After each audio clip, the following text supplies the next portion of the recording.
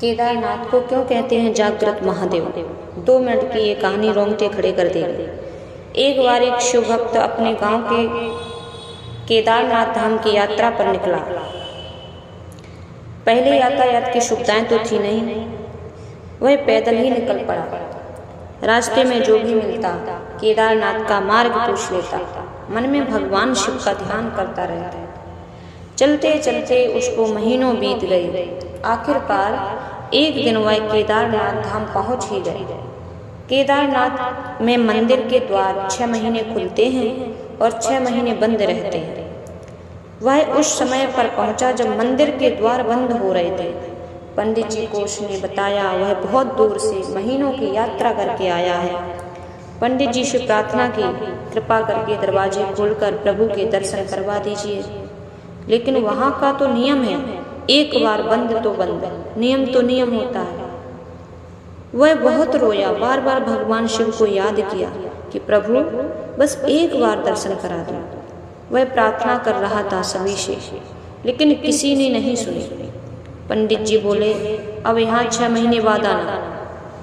6 महीने बाद यहाँ के दरवाजे खुलेंगे। यहाँ 6 महीने बर्फ और ठंड पड़ती है और सभी जन वहाँ से चले जाते हैं। वह वहीं पर रोता रहा। रोते रोते रात होने लगी, चारों तरफ अंधेरा हो गया। लेकिन उसे विश्वास था अपने शिव पर कि वो जरूर कृपा करेंगे। उसे बहुत भूख भी प्यास लग रही थी। उसने किसी के आने की आहट सुनी। देखा एक सन्यासी बाबा उसकी ओर आ रहा है। वह सन्यासी बाबा उसके पास आया और पास में बैठ गया। पूछा, बेटा कहाँ से आए हो? उसने सारा हाल सुना दिया और बोला, मेरा आना यहाँ पर व्यर्थ हो गया बाबा जी।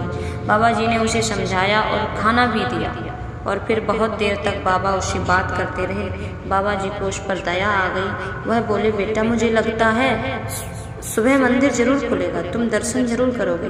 बातों बातों में इस भक्त को न जाने कब नींद आ गई। सूर्य के मध्यम प्रकाश के साथ भक्त की आंख खुली। उसने इधर उधर बाबा को देखा, किंतु कोई कहीं नहीं। इससे पहले कि वह कुछ समझ पाता, उसने देखा पंडित जी आ रहे हैं अपनी पूरी मंडली के साथ। उसने पंडित जी को प्रणाम किया और बोला, कल आपने तो कहा था मंदिर 6 महीने बाद खुलेगा और आप इस बीच कोई नहीं आएगा यहाँ, लेकिन आप तो सुबह से ही आ गए।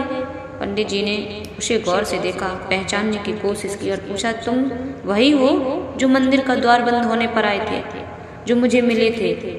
6 महीने होते ही वापस आ गए? उस आदमी ने आश्चर्य से कहा, नहीं मैं कहीं नहीं गया, कल ही तो आप मिले थे रात में, मैं यहीं सो गया था, मैं कहीं नहीं गया। पंडित जी के आश्चर्य का ठिकाना न रहा।